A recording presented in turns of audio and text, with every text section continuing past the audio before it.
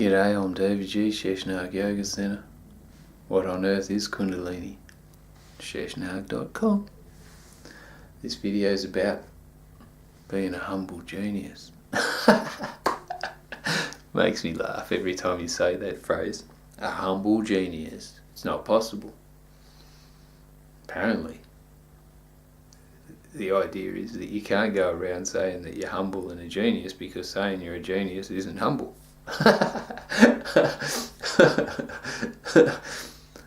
In an experience of self-awareness, your eyes are above the average as far as perception goes, or you're not. My insightful capabilities in regards to intuitive perception, they're phenomenal. Probably because I come from the arse end of yoga backwards in. No disrespect to yoga, but I achieved the goal of yoga spontaneously in everyday life when the Kundalini was awakened within me, and I realised that I'm connected to everything. Since then, instead of sitting in here looking out, I'm sort of sitting in the background watching me interact with the world from a very objective, universal perspective that involves me understanding that I'm reflected in everything because all is one. So the insight that I've gained through the pain and experiences that I've created, I realised also, I don't know if there's anyone else in the world. I think there must have been. Most people listen to other people's teachings, go on a spiritual path. I moved to a fucking farm in the middle of Tasmania with 13 horses and by myself. Realised my thoughts were manifesting without any insight from anyone else. I'm sitting back going, well, what the heck is going on here?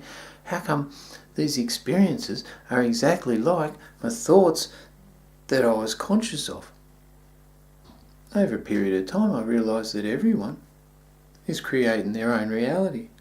Most of us, the human race in general, are programmed very surreptitiously in a way that we express our life and create our reality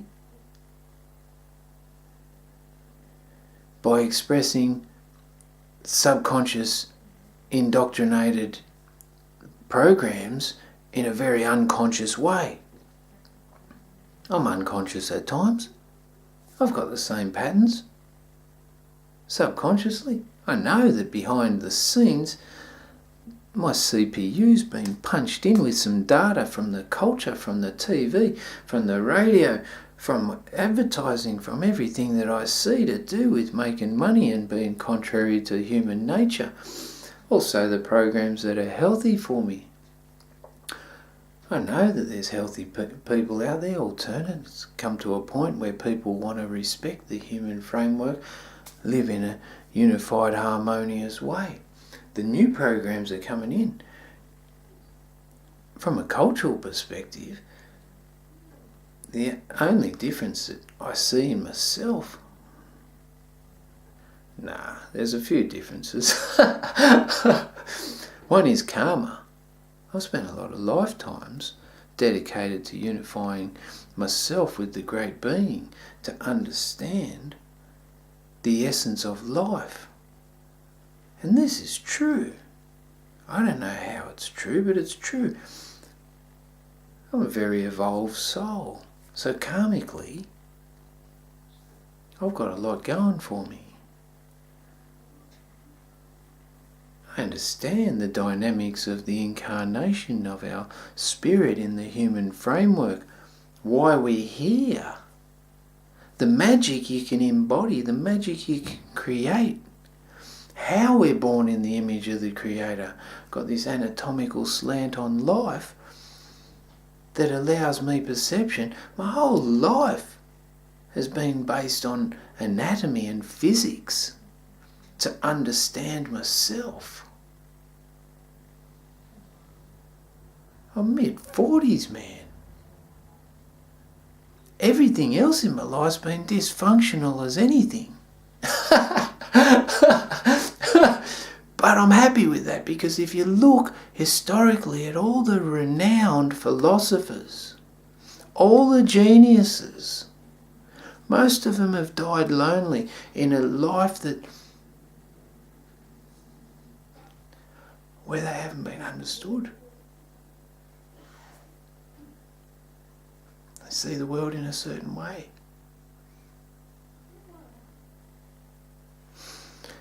Which makes it difficult to function with other people in your life on a full-time level.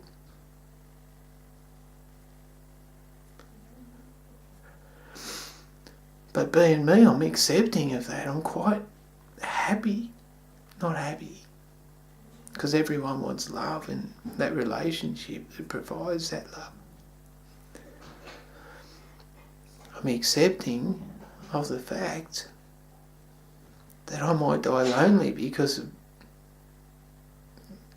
that's what geniuses do. I know some artistic ones, some musical ones, they're dysfunctional too.